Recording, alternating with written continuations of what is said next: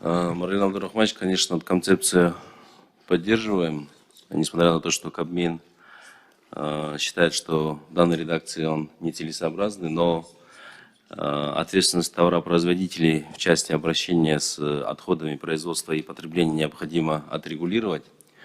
Я знаю, что этот законопроект прошел в Комитете по правопорядку, и статья по правонарушению для физлиц там 75 показатель, для юридических лиц там 230 расчетных показателей, штрафовать нужно необходимо. Думаю, что оно очень актуально.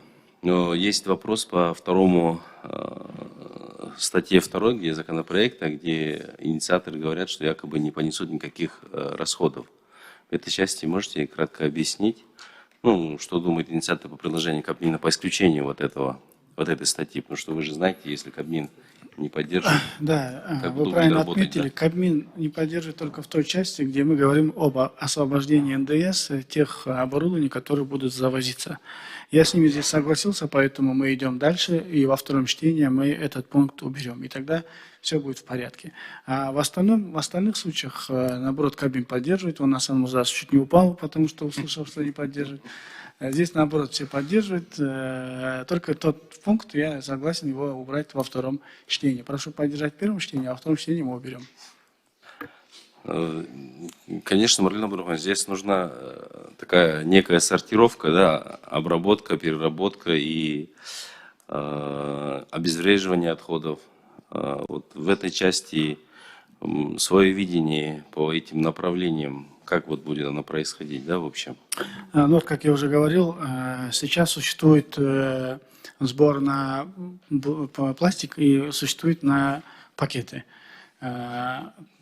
Когда все вот эти мусоры, они собираются в полигоне, к сожалению, только берут и собирают только пластики и пленки, да, потому что за них есть утильсбор и какие-то оплаты происходят, а за другие не происходит. Соответственно, что шина, что другие, они сегодня просто сгорают, их сжигают, и через сжигание этих вот опасных химических элементов они попадают нам в здоровье, и практически мы этим каждый день дышим, и каждый день кушаем даже те продукты, на которые они садятся, и через продукты попадают в наш организм. Да? Все это приводит к различным болезням, в том числе раковым, а также есть специальные исследования, где говорят о том, что такие даже убивают наших людей.